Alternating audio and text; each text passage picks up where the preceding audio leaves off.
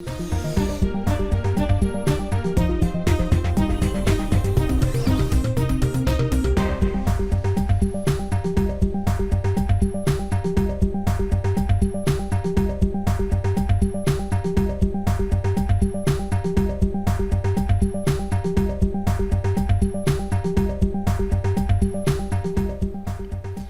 এখন সকালে, সঙ্গে আছি আমি শরীফ রওশন।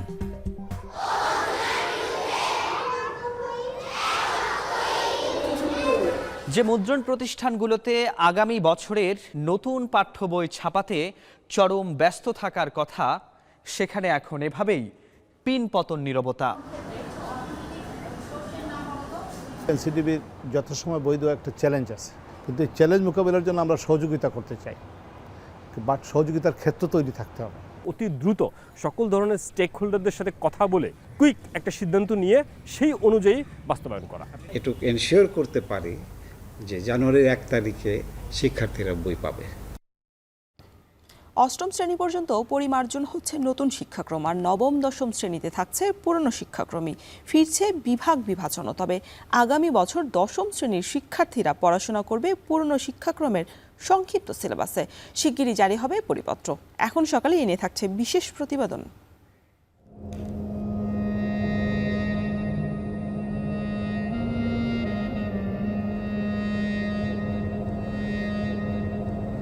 যে অন্যের জন্য নিজের জীবনকে বিলিয়ে দেয় সেই প্রকৃত মানুষ। আমি যদি বেঁচে না ফিরি তবে কষ্ট না পেয়ে গর্বিত হয়েও।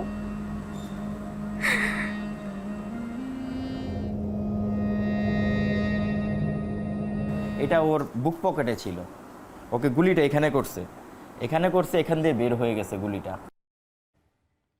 ছাত্র আন্দোলনের শহীদ দশম শ্রেণীতে পড়ুয়া আনাসের চিঠি দেখে কাঁদছে দেশবাসী।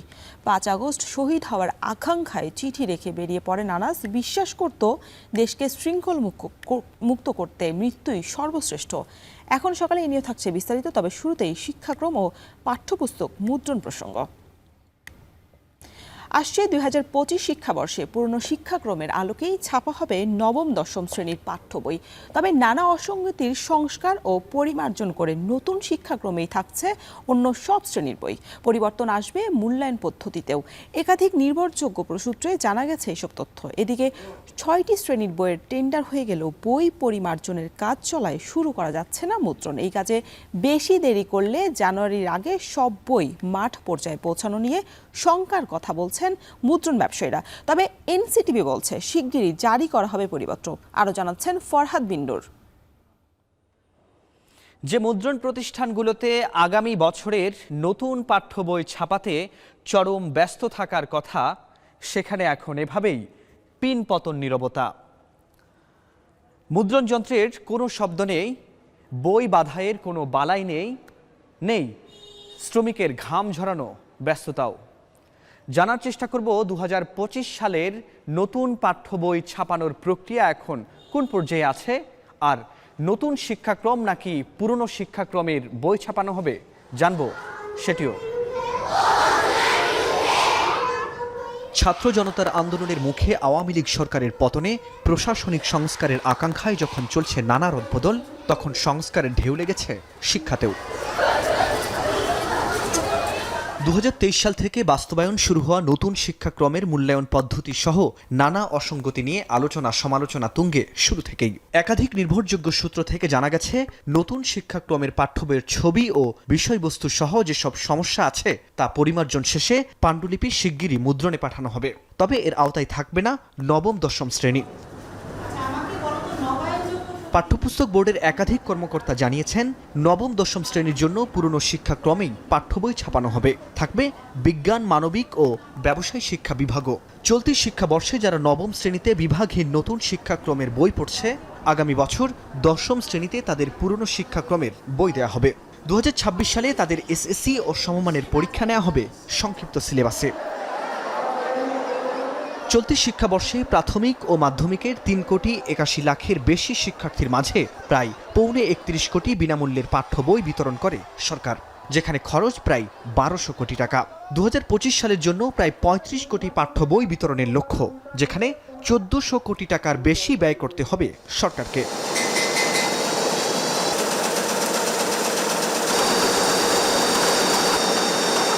ইতোমধ্যে 6টি শ্রেণীর বইয়ের জন্য 3টি টেন্ডার হয়েছে, কিন্তু বইয়ের সংস্করণের কাজ চলমান থাকায় এখনও চূড়ান্ত পাণ্ডুলিপি হাতে পাননি মুদ্রণ ব্যবসায়ীরা। সব বই জানুয়ারির আগেই মাঠ পর্যায়ে পৌঁছানো নিয়ে তাই শঙ্কা তাদের। মধ্যে আমরা মনে করি এনসিটিবির যথাসময় বই দেওয়া একটা চ্যালেঞ্জ আছে, কিন্তু এই চ্যালেঞ্জ মোকাবিলার জন্য আমরা সহযোগিতা করতে চাই, বাট সহযোগিতার ক্ষেত্র তৈরি থাকতে হবে। সেপ্টেম্বর মাস চলে গেলে থাকতেছে অক্টোবর, নভেম্বর, ডিসেম্বর, 3 মাস। সেই 3 মাসের মধ্যে এই যে 6 ক্লাসের বই আছে এটা হয়তো পসিবল পৌঁছে দেওয়া। আগামী বছর ঠিক সময়ে শিক্ষার্থীদের হাতে যেন পাঠ্য বই পৌঁছায়, সেজন্য দ্রুত প্রয়োজনীয় ব্যবস্থা গ্রহণের পরামর্শ এই শিক্ষাবিদের। অতি দ্রুত সকল ধরনের স্টেক হোল্ডারদের সাথে কথা বলে, মতবিনিময় করে, আলোচনা করে কুইক একটা সিদ্ধান্ত নিয়ে সেই অনুযায়ী বাস্তবায়ন করা। জাতীয় শিক্ষাক্রম ও পাঠ্যপুস্তক বোর্ড বলছে শিগগিরই পরিপত্র জারি করা হবে। নির্দিষ্ট সময়ে বই দেওয়ার লক্ষ্য নিয়ে কাজ করে যাচ্ছে তারা। ক্রাইসিস মোমেন্টে সময় বহু রকমের প্রম্পট, অনেকগুলি ধাপ আছে একটা মুদ্রণের জায়গায়। অনেক ক্ষেত্রে অনেক সময় দ্রুত সিদ্ধান্ত নিতে হয় এবং তার পরিপ্রেক্ষিতে এটুকু এনশিওর করতে পারি যে জানুয়ারির 1 তারিখে শিক্ষার্থীরা বই পাবে। যেটাই যাক, শিক্ষার্থীর কোনো প্রকারেই শিক্ষার্থীর কোনো ধরনের লার্নিংয়ের ক্ষেত্রে হ্যাম্পার হবে না এবং ক্ষতিগ্রস্ত হবে না, এটুকু নিশ্চয়তা দিচ্ছে। নতুন শিক্ষাক্রমের জন্য যে মূল্যায়ন পদ্ধতি প্রণয়ন করা হয়েছে তা শিক্ষক, শিক্ষার্থী ও অভিভাবক সহ অনেকের কাছেই অস্পষ্ট ও গ্রহণযোগ্য নয়। তাই সে মূল্যায়ন পদ্ধতিকে বাতিল করে একটি স্পষ্ট ও গ্রহণযোগ্য পদ্ধতির জন্য কাজ করছে সরকার। ফরহাদ বিন নূর, এখন, ঢাকা। ছাত্র জনতার আন্দোলনে দ্বিতীয় স্বাধীনতা অর্জনের মাত্র কয়েক ঘন্টা আগে গুলিবিদ্ধ হয়ে প্রাণ হারায় 10ম শ্রেণীর শিক্ষার্থী আনাস। 5 আগস্ট কাউকে না জানিয়ে শহীদ হবার আকাঙ্ক্ষা নিয়ে চিঠি রেখে বাসা থেকে বেরিয়ে পড়েন আনাস। মায়ের হাত থেকে সেই চিঠি এখন ছড়িয়ে পড়েছে নগরীর দেয়ালে দেয়ালে আর গণমাধ্যমে, যা কাঁদিয়েছে দেশের মানুষকে। আনাস বিশ্বাস করত দেশের সেবা করতে হলে মৃত্যুই সর্বশ্রেষ্ঠ হয়েছিল। তাই আনাসের রেখে যাওয়া চিঠির কথা শুনবো সহকর্মী মুজাহিদ শুভর কাছে। ছবি তুলেছেন রাজীব।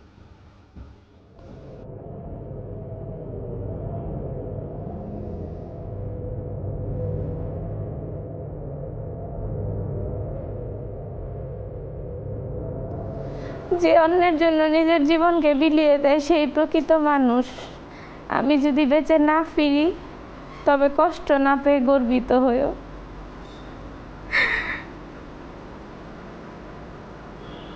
জীবনের প্রত্যেকটা ভুলের জন্য ক্ষমা চাই আনাস। পড়ার টেবিলে রেখে যাওয়া নিহত ছেলের চিঠি পড়তে পড়তে কান্নায় ভেঙে পড়লেন মা। গত 4 আগস্ট কেন্দ্রীয় শহীদ মিনারে ছাত্র জনতার ঢেউ আছড়ে পড়েছিল আনাসের বুকেও, তোলপাড় করে দিয়েছিল তার ভেতর বাহির। সে রাতে জনসমুদ্রে মিশে যেতে চেয়েছিল সে।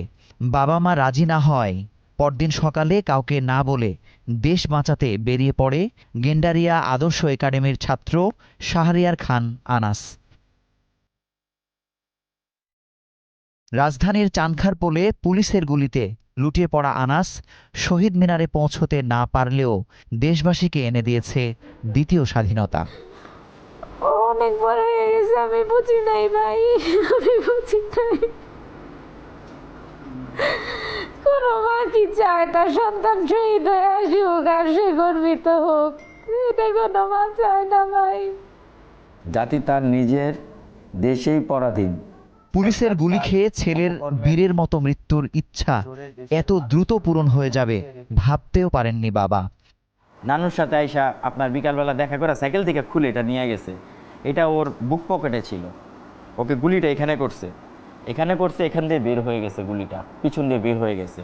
আল্লাহর নামটা ছিল এখানে, এটাও রক্ততে আপনার এখান দিয়ে পুরা হয়ে গেছে। আমরা আমাদের জীবনের এমন এক পর্যায়ে এসে হাজির হয়েছি যেখানে নিজের দেশ আমরা নিজেরাই নিরাপদ না। টেবিলে শেষ চিঠি রেখে গেলেও খাতার ভেতর আরো 5 পৃষ্ঠা লিখে গিয়েছিল আনাস।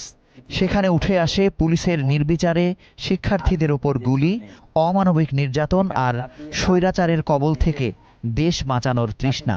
সেই সঙ্গে অন্যায়ের কাছে কোনোভাবে মাথা না নোয়াবার দৃঢ় প্রত্যয়। আমরা মনে রাখবো এই দেশটা আমাদের দেশটা আমাদের গর্ব, দেশটা আমাদের অধিকার, প্রত্যেকের অধিকার। মনে রাখতে হবে, বাঁচলে মাথা উঁচু করে বাঁচবো, তবুও অন্যায়ের সাথে আপোষ করব না। হোক তাতে মৃত্যু, স্লোগানে কি হবে? আমার দেশ, আমার অধিকার, সইব না আর কারো অন্যায় অবিচার।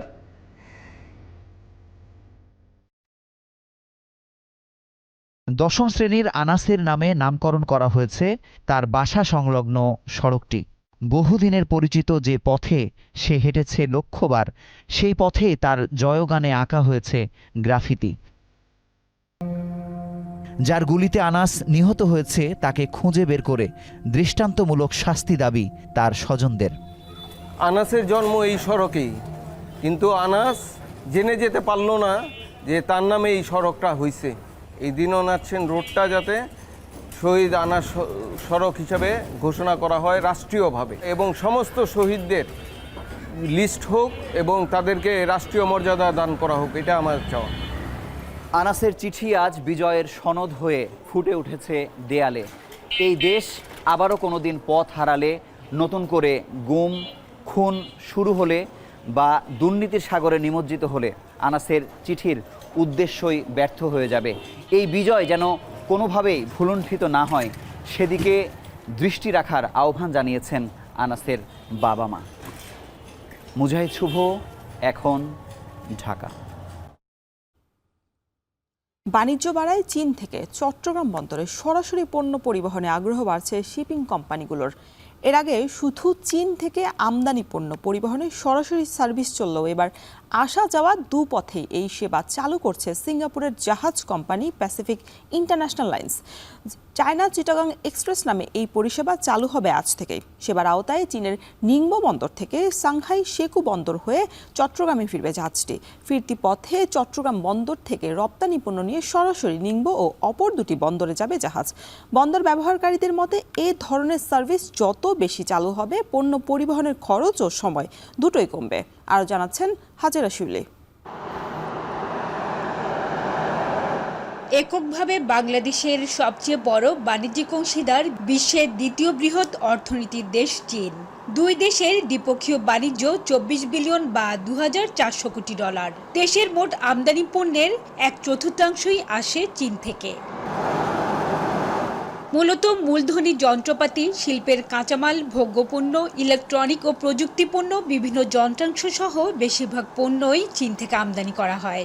এতে চীনের বিভিন্ন বন্দর থেকে আমদানি পণ্য নিয়ে বর্তমানে 6 থেকে 7টি শিপিং লাইনের সার্ভিস থাকলেও তার চাহিদা পূরণে যথেষ্ট নয় বলে মনে করেন ব্যবসায়ীরা।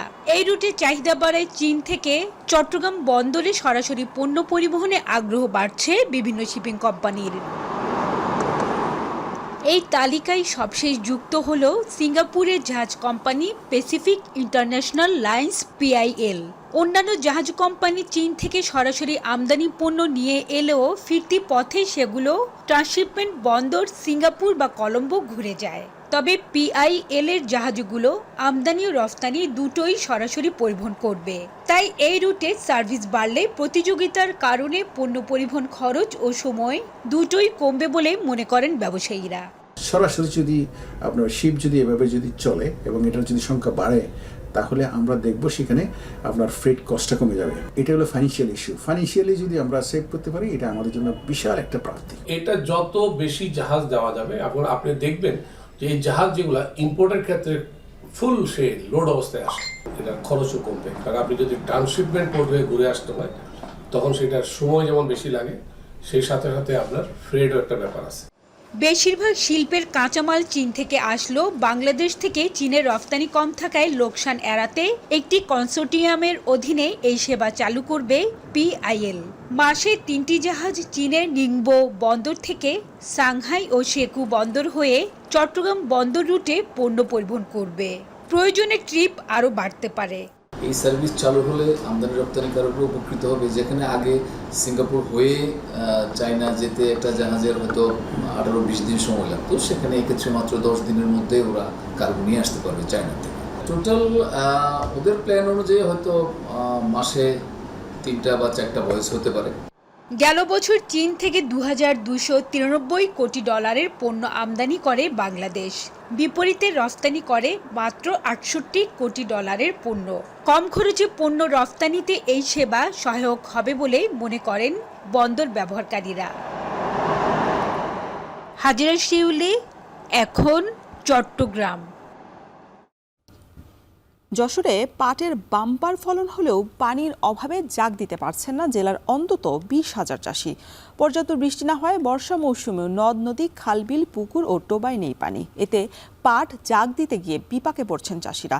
যদিও কৃষি বিভাগ বলছে পাট জাগ দেওয়ার জন্য বিভিন্ন ব্যবস্থা করেছেন তারা। বিস্তারিত জানাচ্ছেন রিপন হোসেন। গুণগত মানের দিক দিয়ে সারা দেশে খ্যাতি রয়েছে যশোরের পাটের।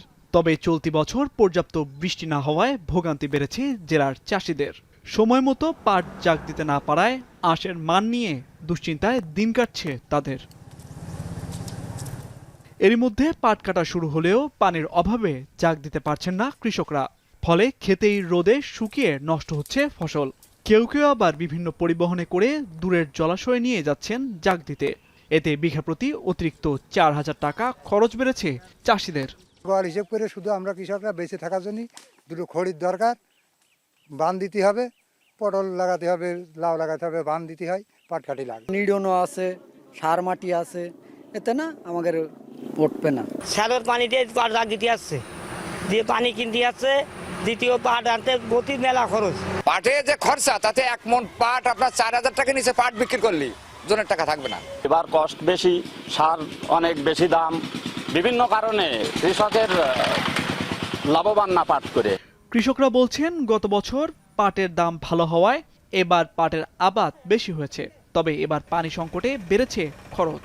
সেই হিসাবে কাঙ্ক্ষিত দাম না পেলে লোকসান গুনতে হবে বলে জানান তারা। আমাদের যে পরিমাণ কামলার যে পরিমাণ দাম চলছে, আমাদের পাটের চাষ উৎপাদন হিসাব কিতাবে আমাদের অর্ধেক টাকা উঠছে না। যে দাম চলছে এই দাম পালি আমাদের তো কিছু থাকবে না, আমাদের ওই খাটাখাটনি বরবাদ হয়ে যাবে। লিজা লাগে টাকা দিয়ে আমাদের আর আমাদের থাকে না, মানে চাষি আসলে মানে এক একর মরেই গেছে মনে করে। এই অবস্থায় পাট পচানোর বিষয়ে চাষিদের বিভিন্ন পরামর্শ দেয়া হচ্ছে বলে জানায় কৃষি বিভাগ। একই সঙ্গে কৃষকদের সহায়তার আশ্বাস দেন জেলা কৃষি কর্মকর্তারা। বিভিন্ন ধরনের সরকারি যে অজা মজা পুকুর আছে, এই পুকুরগুলো সংস্কার করে প্রশাসনের সহযোগিতা নিয়েও এই সব হজা মজা পুকুর এবং যে বাউড় আছে, বাউড়ে আমরা পাট জাগ দেওয়ার জন্য ব্যবস্থা গ্রহণ করছি। এবছর যশোরে 23,500 হেক্টর জমিতে পাটের আবাদ হয়েছে, যা থেকে উৎপাদিত পাটের বাজার দর প্রায় 350 কোটি টাকা। এখন যশোর। এখন সকালে নিচ্ছে একটা বিরতি, ফিরছি একটু পরেই।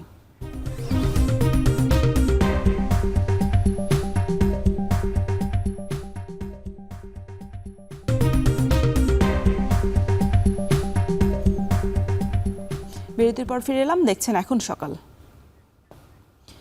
সরবরাহ স্বাভাবিক থাকার পরও স্বস্তি নেই বরিশালের চালের বাজারে। 1 থেকে 1.5 সপ্তাহের ব্যবধানে খুচরায় কেজি প্রতি চালের দাম বেড়েছে 4 থেকে 5 টাকা। আড়তদারদের দাবি, মিল মালিকরা দাম বাড়ানোর কারণেই বাজার এখন চড়া। এদিকে চালের দাম বেড়ে যাওয়ায় বিপাকে পড়েছেন নিম্ন আয়ের মানুষেরা। আরও জানাচ্ছেন অমিত হাসান।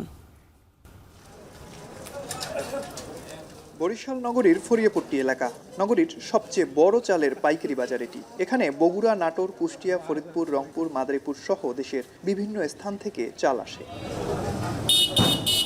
ফরিয়াপট্টির পাইকারি বাজারেই 25 কেজির বস্তায় প্রকারভেদে 50 থেকে 100 টাকা পর্যন্ত বেড়েছে চালের দাম। পাইকারি বাজারে মিনিকেট 25 কেজির বস্তা 50 টাকা বেড়ে 1680 থেকে 1700 টাকা, আঠাশ 40 থেকে 50 টাকা বেড়ে 1400 থেকে 1500, পাইজাম 40 টাকা বেড়ে 1480 টাকা। এছাড়া গুটি স্বর্ণা 25 কেজির বস্তায় 80 থেকে 100 টাকা বেড়ে 1400 থেকে 1450 টাকায় বিক্রি হচ্ছে। পাইকারি ব্যবসায়ীরা বলছেন, মিল মালিকরা দাম বাড়িয়ে দেওয়ায় বর্তমানে তাদেরও বাড়তি দামে চাল কিনতে হচ্ছে। ধানের দাম বাড়ায় চালের ওপর কিছুটা প্রভাব পড়েছে, তবে 2-2.5 মাসের মধ্যে দাম কমে আসবে বলে ধারণা আড়তদারদের। মোকামে ধানের দাম বেশি, তার জন্য দামটা তারা বেশি বিক্রি করতেছে।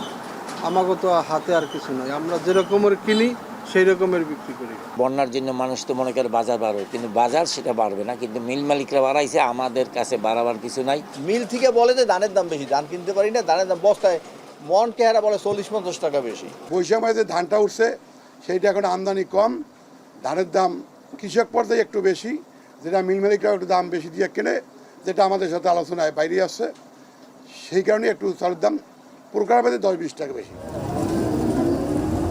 পাইকারি বাজারে দাম বাড়ায় প্রভাব পড়েছে খুচরা বাজারেও। পাইকারি চালের বাজার থেকে খুচরা বাজারের দূরত্ব মাত্র 100 গজ।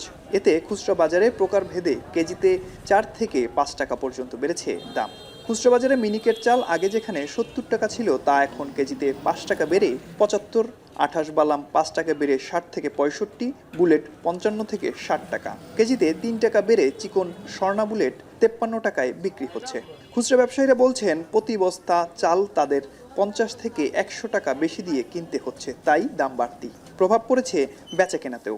মিনিকেট চাল, তারপর হচ্ছে 28 চাল এবং হচ্ছে পাইজাম এবং মোটা চাল, সব চালই আপনি বস্তায় প্রায় 100 টাকার উপরে বাড়ছে। বন্যার কারণে চাউলের ক্ষতি হয়েছে, এরা এই কষ্ট দেখাই দিয়েছে, এই জন্য দামটা বেশি, মজুদ কম।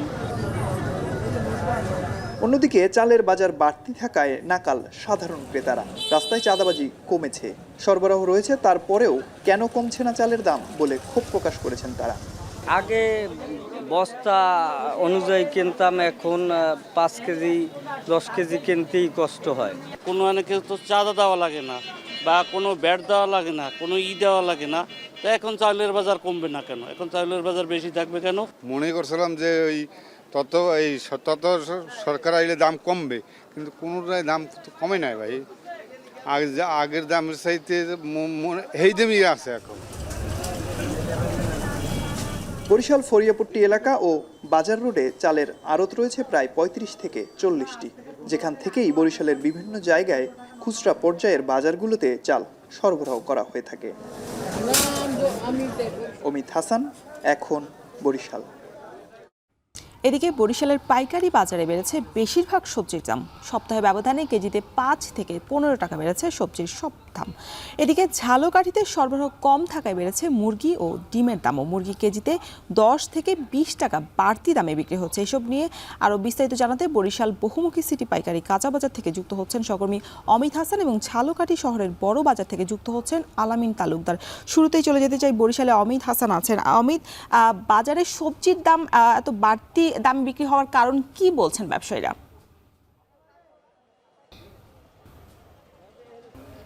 বরিশালের সপ্তাহ ব্যবধানে বেশিরভাগ সবজির দামই কিন্তু বেড়েছে এবং ব্যবসায়ীরা যেটি বলছে যে সরবরাহ কম থাকে এবং পরিবহন খরচ কিছুটা বেড়ে যাওয়ার কারণে কিন্তু এই বাড়তি দামে আসলে তাদের বিক্রি করতে হচ্ছে এবং সবজির কাঁচা বাজারের কিন্তু আসলে সব প্রতিনিয়তই ওঠানামা করে, যার কারণে কিন্তু দেখা যায় আজকে কিছুটা বাড়লেও আগামীকাল আবার কিছুটা কম, এরকম ওঠানামা কিন্তু করে। এবং এই বরিশালের বহুমুখী সিটি পাইকারি কাঁচা বাজারে বেশিরভাগ সবজি কিন্তু যশোর, মেহেরপুর, চুয়াডাঙ্গা, সাতক্ষীরা এইসব জায়গা থেকে কিন্তু আসে, যার কারণে সরবরাহ নির্ভর কিন্তু এই বাজারটি। এবং এই বাজার থেকেই বরিশালের স্থানীয় পর্যায়ে যে বাজারগুলো রয়েছে সেখানে সবজি সরবরাহ করা হয় সড়ক পথে এবং নৌপথে। আজকে যদি একটু বাজার দরটা বলে দিই, আজকে কাঁচামরিচ একটু কম দামে বিক্রি হচ্ছে 140 থেকে 150 টাকা। এছাড়া বেগুন 60 থেকে 70 টাকা, বেগুন 60 থেকে 70 টাকা, যেটা গত সপ্তাহে 55 টাকা দরে বিক্রি হচ্ছিল।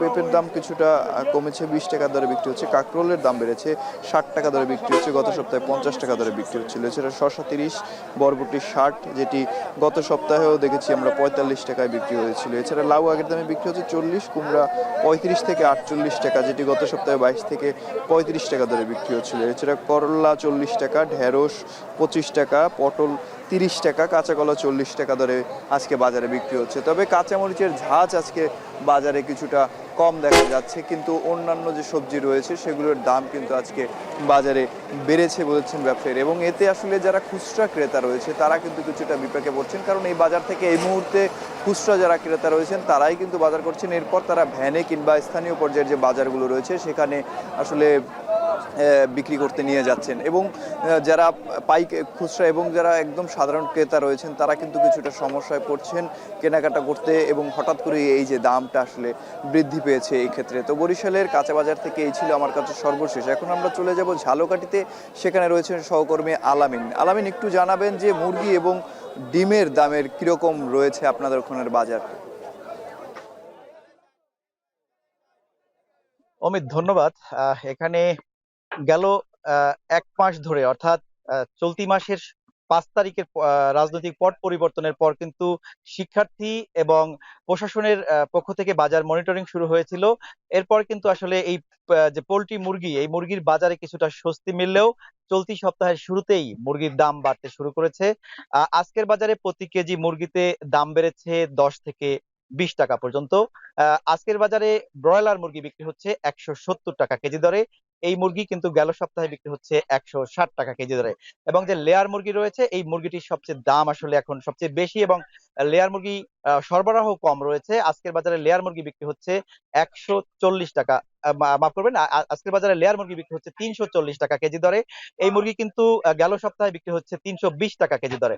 এবং যে সোনালী মুরগি, সেই সোনালী মুরগি গেল সপ্তাহে বিক্রি হচ্ছে 240 টাকা কেজি দরে। সেই মুরগি আজকের 10 টাকা দাম কেজিতে দাম বেড়ে আজকে বাজার বিক্রি হচ্ছে 250 টাকা কেজি দরে। তো স্থানীয় ব্যবসায়ীরা আসলে বলছেন যে চাহিদা অনুযায়ী মুরগির সরবরাহ কম থাকায় এই মুরগির দাম তারা বাড়িয়েছেন এবং এই মুরগির দাম কিন্তু আগামীতে আরো বাড়বে এমনটি তারা আভাস দিয়েছেন। এর পাশাপাশি কিন্তু ডিমের দামও বেড়েছে।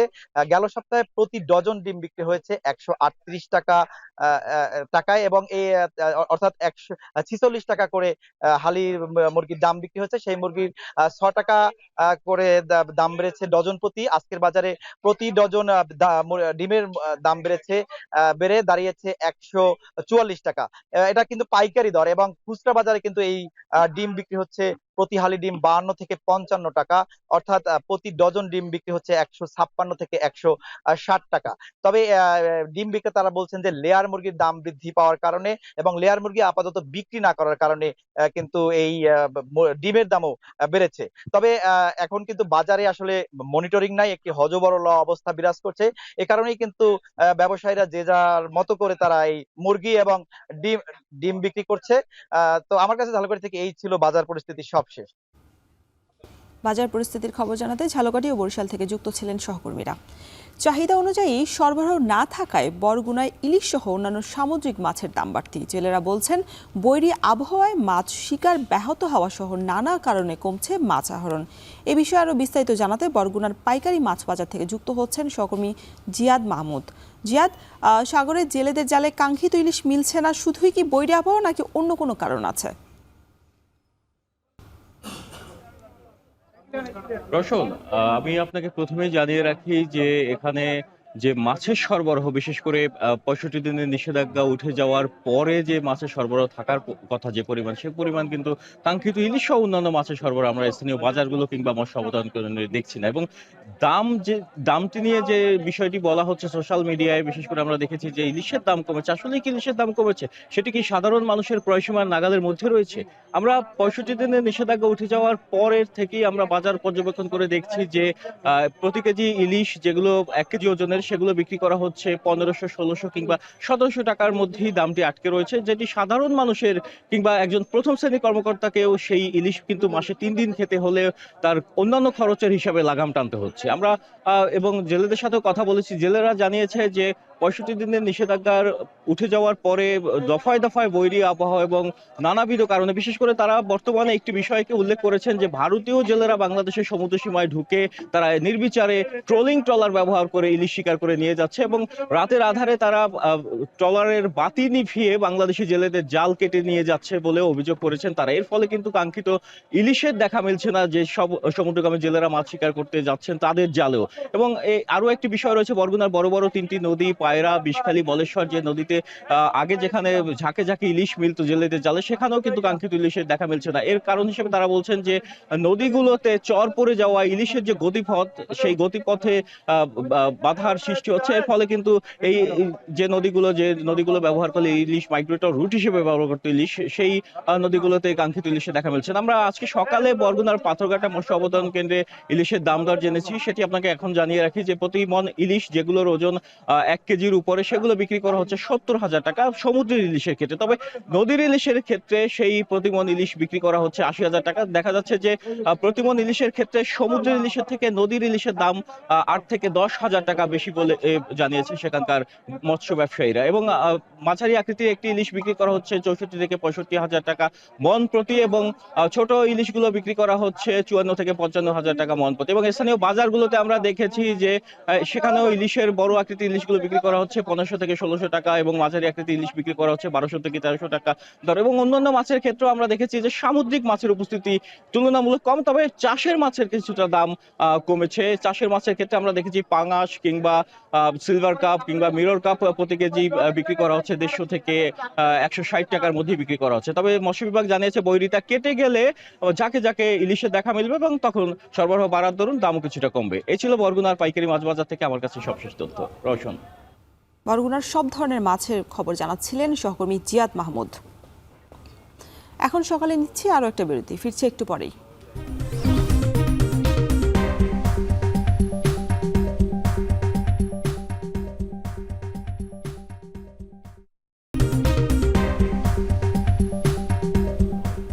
বিরতির পর ফিরে এলাম, দেখছেন এখন সকাল। এবার আন্তর্জাতিক প্রসঙ্গ। আগামী 18 সেপ্টেম্বর হতে যাচ্ছে ভারতের জম্মু ও কাশ্মীরের বহুল প্রতীক্ষিত বিধানসভা নির্বাচন। 3 ধাপে 90টি আসনে হবে ভোট গ্রহণ। নির্বাচনে বিজেপিকে ঠেকাতে বড় জোট গঠনের চেষ্টা করছে কংগ্রেস, আর বিজেপির চোখ মুসলিম ভোটারদের ওপর। এদিকে পিপলস ডেমোক্রেটিক পার্টি বা পিডিপি একলা চলনীতিতে এগোচ্ছে। নিষেধাজ্ঞার কবলে থাকা জামায়াতে ইসলামকে নিয়ে চলছে টানাহেঁচড়া। আরও জানাচ্ছেন তানভীর জনি। প্রায় 1 দশক পর ভারতের জম্মু কাশ্মীরে অনুষ্ঠিত হতে যাচ্ছে বিধানসভা নির্বাচন। 2019 সালে 370 অনুচ্ছেদ বাতিলের পর বিশেষ মর্যাদা হারায় ভূস্বর্গ হিসেবে পরিচিত জম্মু কাশ্মীর। 5 বছর পর আবারও ভোট দেওয়ার সুযোগ পাচ্ছেন কাশ্মীরবাসী। মুসলিম প্রধান কাশ্মীর ও হিন্দু প্রধান জম্মুর 20 জেলায় বিধানসভার মোট আসন 90টি।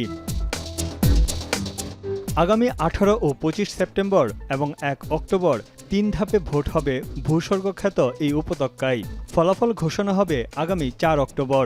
দেশটির নির্বাচন কমিশনের তথ্য মতে জম্মু কাশ্মীরে ভোটার সংখ্যা 88,66,704 জন। এদের মধ্যে তরুণ ভোটার 4,87,813 জন। জম্মু কাশ্মীরে শেষবার বিধানসভার ভোট হয়েছিল 2014 সালে। বিজেপির সঙ্গে জোট বেঁধে সরকার গঠন করেন পিডিবির প্রধান মেহবুবা মুফতি। তবে 2018 সালে ক্ষমতায় এসে তার সঙ্গ ত্যাগ করে কেন্দ্রীয় শাসন জারি করে মোদী সরকার। পরের বছর 370 অনুচ্ছেদ বাতিল করে কাশ্মীরকে করা হয় 2 ভাগ। এতে হিন্দু শাসিত জম্মুতে 6টি আসন বেড়ে হয় 43টি, আর মুসলিম প্রধান কাশ্মীরে 1টি আসন বেড়ে হয় 47টি। গেল 5 বছর ধরে অভিভাবক শূন্য এই উপত্যকার শাসন ক্ষমতা নিজেদের করে নিতে মরিয়া বিজেপি। তাদের লক্ষ্য হিন্দু প্রধান জম্মুর প্রতিটি আসনে জয়। অন্যদিকে মুসলিম প্রধান কাশ্মীরের ভোট টানতেও মরিয়া দলটি। এমনকি জামায়াতে ইসলামীর উপর থেকে নিষেধাজ্ঞা তুলে নিতে উঠে পড়ে লেগেছে মোদী সরকার। এদিকে বিজেপিকে ঠেকাতে ন্যাশনাল কনফারেন্স বা এএনসির সঙ্গে জোট বেঁধেছে রাহুল গান্ধীর দল কংগ্রেস। এএনসি নেতা ফারুক আবদুল্লাহ জানান, আলোচনার মাধ্যমে আসন ভাগ করে নেওয়া হবে। রাহুল গান্ধী বলেন, জম্মু কাশ্মীরের গণতান্ত্রিক অধিকার ফিরিয়ে আনতে কাজ করবে কংগ্রেস। তবে জোটবদ্ধ না হয়ে আপাতত এককভাবে নির্বাচনে লড়ার পরিকল্পনা করছে মেহবুবা মুফতির দল পিডিপি। তাদের নির্বাচনী ইশতেহারে আছে রাজ্যের মর্যাদা ফিরিয়ে আনা এবং পাকিস্তানের সঙ্গে কূটনৈতিক সম্পর্ক পুনঃস্থাপন করা। পিডিপি নেতা আরও জানান, এএনসি ও কংগ্রেস জোট কাশ্মীর সমস্যার সমাধানে এগিয়ে এলে তাদের সমর্থন দিতেও প্রস্তুত তিনি। মুসলিম প্রধান জম্মু কাশ্মীরে কখনো কোনো হিন্দু মুখ্যমন্ত্রী হয়নি। এএনসি, পিডিপি ও কংগ্রেস ছাড়া অন্য কোনো দলও ক্ষমতায় আসেনি। 10 বছর আগে পিডিপির সঙ্গে জোট বেঁধে ক্ষমতায় আসে বিজেপি। এবার তারা কোনো হিন্দুকে মুখ্যমন্ত্রী করতে পারলে সেটি হবে ইতিহাস। তানভীর জনি, এখন বিশ্ব। ফ্রান্সের টেলিগ্রাম প্রধানকে গ্রেফতার ইস্যুতে সমালোচনার ঝড় বয়ে যাচ্ছে আন্তর্জাতিক প্রযুক্তি অঙ্গন থেকে শুরু করে বিশ্ব রাজনীতিতেও। অভিযোগ উঠেছে তথ্য নিয়ন্ত্রণ নিয়ে আন্তর্জাতিক বিবাদের বলি হয়েছেন পাভেল দুরভ। বিভিন্ন দেশের সরকারের সঙ্গে টেলিগ্রামের যোগাযোগ বিচ্ছিন্নতাই দুরভকে গ্রেফতারের কারণ বলছেন বিশ্লেষকরা। বাকিটা জানাচ্ছেন নুজহাত কামাল। দুবাই ভিত্তিক বহুজাতিক মেসেজিং অ্যাপ টেলিগ্রামের সহ প্রতিষ্ঠাতা ও প্রধান নির্বাহী পাভেল দুরভ ফ্রান্সে গ্রেফতার হন গেল সপ্তাহে। আজারবাইজান থেকে প্যারিস বিমানবন্দরে অবতরণ মাত্রই তাকে হেফাজতে নেয় পুলিশ। ৩৯ বছর বয়সী এই ধনকুবের ৪ দিন কারা হেফাজতে জিজ্ঞাসাবাদ শেষে ৫০ লাখ ইউরোর বিনিময়ে জামিন পেলেও ফ্রান্স ত্যাগে নিষেধাজ্ঞা এবং সপ্তাহে ২ বার থানায় হাজিরা দেওয়ার আদেশ পেয়েছেন। ফরাসি গোয়েন্দাদের অভিযোগ, প্রায় ১০০ কোটি সক্রিয় ব্যবহারকারীর প্ল্যাটফর্ম টেলিগ্রামে সন্ত্রাসী আর মাদক পাচারকারীদের রয়েছে অবাধ পদচারণা। ফ্রান্সে বহুল ব্যবহৃত এই মেসেজিং অ্যাপটি ব্যবহার করেন ফরাসি প্রেসিডেন্সিয়াল প্যালেস আর মন্ত্রণালয়ের কর্মকর্তারাও, মূলত যেখান থেকেই পাভেল দুরভের বিরুদ্ধে তদন্তের সূত্রপাত। অর্থ পাচার আর শিশুদের যৌন নিগ্রহের ছবি ছড়ানোর সঙ্গে সম্পৃক্ততারও অভিযোগ রয়েছে তার বিরুদ্ধে।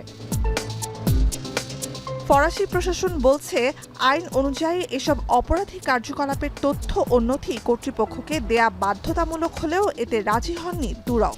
তার আইনজীবীদের দাবি, অ্যাপে সংঘটিত অপরাধের দায় কিছুতেই দুরভের হতে পারে না। বিশেষজ্ঞরা বলছেন, বিভিন্ন দেশের সরকারের সঙ্গে টেলিগ্রামের যোগাযোগ বিচ্ছিন্নতাই দুরভকে গ্রেফতারের কারণ।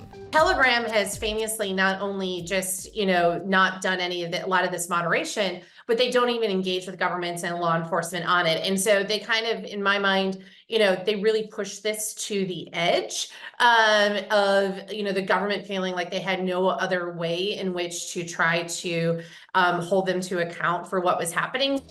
টেলিগ্রাম অ্যাপের মাধ্যমে ব্যক্তিগত যোগাযোগ ও গ্রুপ চ্যাটের পাশাপাশি আছে বিপুল সংখ্যক সাবস্ক্রাইবার সমেত চ্যানেলের সুবিধা।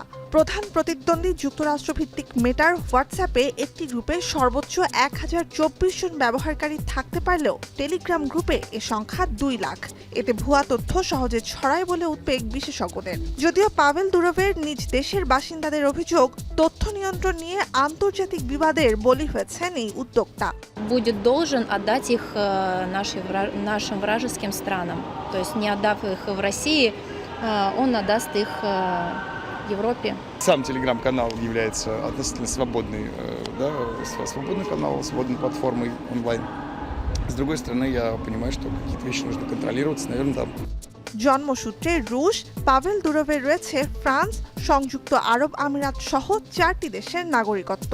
2023 সালে ফোর্বস বিলিয়নিয়ার্স তালিকাভুক্ত হওয়া দুরভের সম্পদের পরিমাণ $1,000 কোটি বেশি। 2013 সালে ভাই নিকোলাইয়ের সঙ্গে যৌথভাবে টেলিগ্রাম চালু করেন দুরভ। টেলিগ্রামের তথ্য, অ্যাপটির পেছনে প্রযুক্তিগত অবদান নিকোলাইয়ের এবং আর্থিক ও মতাদর্শগত সহায়তা পাভেল দুরভের। শীর্ষ কোনো মেসেজিং প্ল্যাটফর্মের প্রধান নির্বাহী হিসেবে দুরভের গ্রেপ্তার বিশ্বে প্রথম। কিন্তু সোশ্যাল মিডিয়া জায়ান্টদের সঙ্গে বিভিন্ন দেশের সরকারের বিবাদ নতুন নয় পুলিশ আর বিচার ব্যবস্থার সঙ্গে টেলিগ্রামের দ্বন্দ্ব। যুক্তরাজ্য, Germany, Spain, Norway, Russia, Belarus, চীন, ইরান, ভারত, থাইল্যান্ড, ব্রাজিল সহ বিশ্বের বিভিন্ন দেশে বিভিন্ন সময়ে নিষিদ্ধ ছিল টেলিগ্রাম। পাভেল দুরভের গ্রেপ্তার ও আইনি হয়রানির বিরুদ্ধে ক্ষোভ জানিয়েছেন ইলন মাস্ক সহ বিশ্বের বিভিন্ন প্রযুক্তি প্রতিষ্ঠানের শীর্ষ কর্মকর্তারা। প্যারিসের আদালতের সিদ্ধান্তকে হঠকারী বলছেন খোদ ফরাসি আইনজীবীরাই। Le parquet de Paris poursuit aujourd'hui le président de Telegram en partant de l'hypothèse que, en offrant à ses utilisateurs un moyen de communiquer en dehors de tout contrôle étatique, c'est-à-dire avec une messagerie cryptée, il fournit les moyens à ces derniers de commettre des infractions.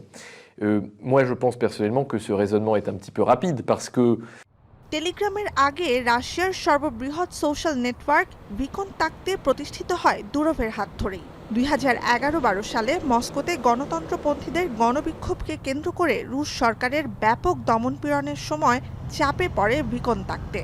দুরভের তথ্য অনুযায়ী সে সময় অনলাইনে বিরোধী মতাদর্শ প্রচার নিষিদ্ধের নির্দেশ দিয়েছিল মস্কো। পরে 2013 সালে প্রতিবেশী ইউক্রেনে যে অভ্যুত্থানের জেরে ক্ষমতাচ্যুত হন রুশপন্থী প্রেসিডেন্ট, সেই অভ্যুত্থানে অংশগ্রহণকারীদের ব্যক্তিগত তথ্যও হস্তান্তরের নির্দেশ দেওয়া হয় দুরভকে। রুশ কর্তৃপক্ষের চাপের মুখে 2014 সালে ভিকনটাক্তেতে নিজের মালিকানা বিক্রি করে রাশিয়া ছাড়েন দুরভ। নুজহাত কামাল, এখন বিশ্ব। এখন সকালে নিচ্ছে আরও একটা বিরতি, ফিরছে একটু পরেই, সাথেই থাকুন।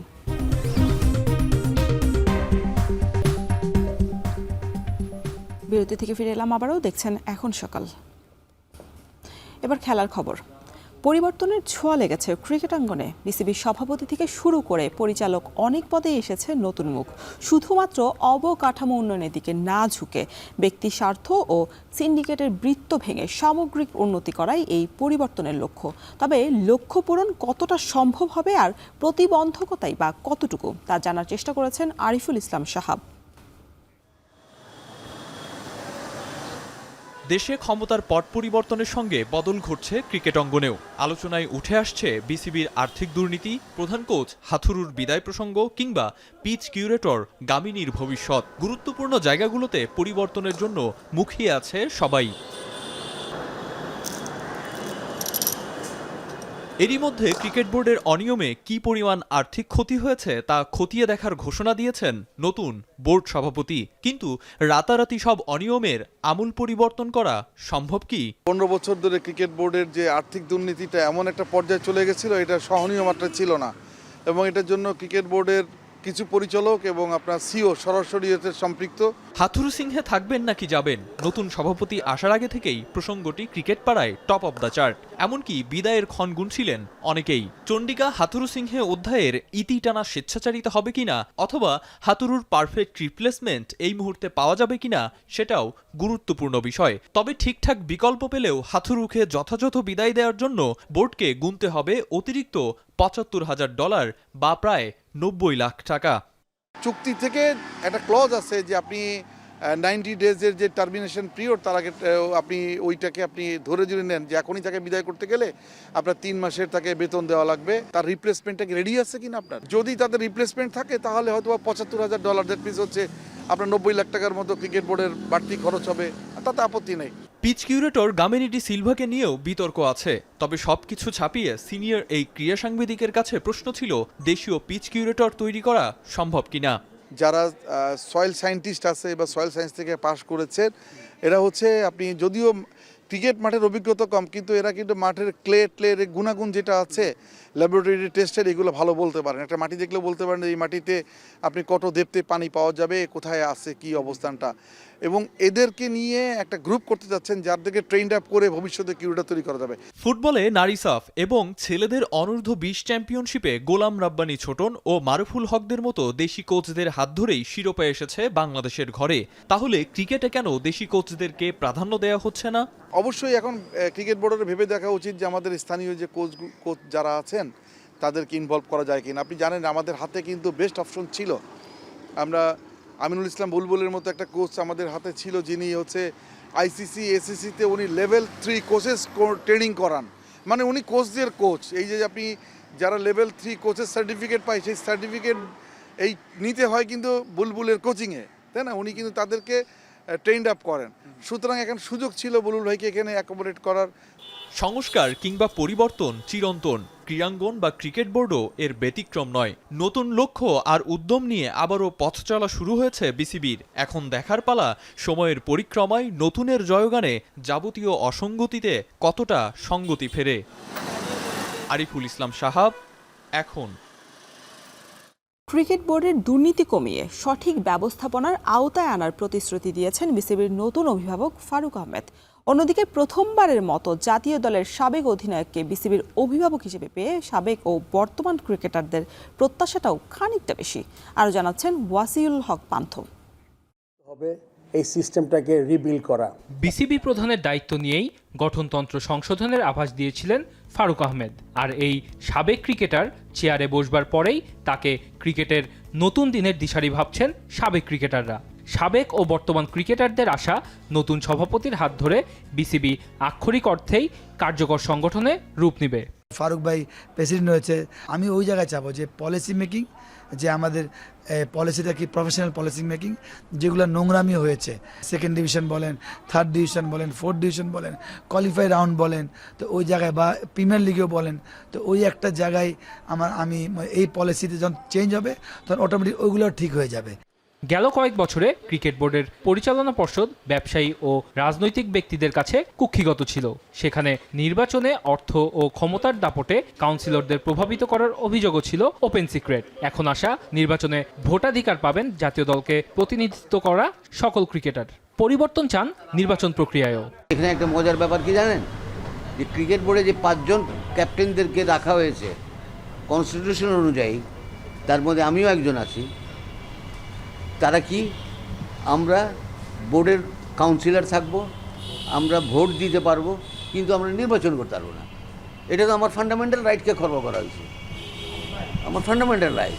If I M A voter, আমি যদি ভোটার হয়ে গেলে আমি কেন নির্বাচন করতে? তো এই জিনিসগুলোকে ঠিক করতে হবে। মেম্বাররা আছে তারা তো ভোট দেয়, কিন্তু আমার মনে হয় ন্যাশনাল টিমের প্লেয়ার যারা কারেন্ট এবং বিগত যারা খেলছে সবার উচিত এই ভোটিং সিস্টেমে অন্তর্ভুক্ত করা। নারী ক্রিকেট দলেরও আপনার যে ন্যাশনাল টিমে খেলছে তাদের ভোটিং সিস্টেম করলে এই জিনিসটা আর হবে না। এই দুর্নীতিগুলো আমার কাছে যেটা মনে হয় পার্সোনালি, যে দুর্নীতিগুলো হবে না। পরিবর্তনের চাওয়া আছে খেলোয়াড়দের আর্থিক দিকেও। অন্যান্য অনেক দেশেই সাবেক আন্তর্জাতিক ক্রিকেটারদের জন্য পেনশন সুবিধা থাকলেও নেই বাংলাদেশে। পেনশন থাকাটা উচিত, কারণ আমাদের মনে হয় সব দেশেই এই সিস্টেমটা আছে। ন্যাশনাল টিমের প্লেয়াররা অনেককে অবসর পর্যায়ে স্ট্রাগল করে, তো এই জিনিসটা আমার মনে হয় হবে না। ইন্ডিয়া যেমন পেনশন কীভাবে পায়, 1 থেকে 10 থেকে 40, 40 থেকে 50, 50 থেকে 100 টেস্ট খেলে ওরা একটা এইভাবে পায়, কী বলে ভাতা পায় আর কি। আমাদের তো ভাতা সিস্টেম নাই, কিন্তু এইগুলো যারা রেসপেক্ট পাবে প্লেয়াররা। আমি বাংলাদেশ টিমে লম্বা সময় খেললাম, ওকে আমি এটার বোর্ডের কাউন্সিলর, আমার বোর্ডের অধিকার আছে। নতুন বিসিবি প্রধানের কাছে খেলোয়াড়দের প্রত্যাশার পারদ আকাশচুম্বী, কিন্তু তার সঙ্গে কতটা ঘটবে প্রাপ্তির মেলবন্ধন তা সময়ের হাতেই তোলা থাক আপাতত। ওয়াসিউল হক পান্থ, এখন, ঢাকা। শেষ করছি এখন সকালে। এখন টেলিভিশন ওয়েবসাইটে দেখতে ভিজিট করুন www.এখন.tv। এখন টেলিভিশন ফেসবুকে দেখতে ভিজিট করুন facebook.com/tv.এখন এবং ইউটিউবে দেখতে ভিজিট করুন youtube.com/c/echontv।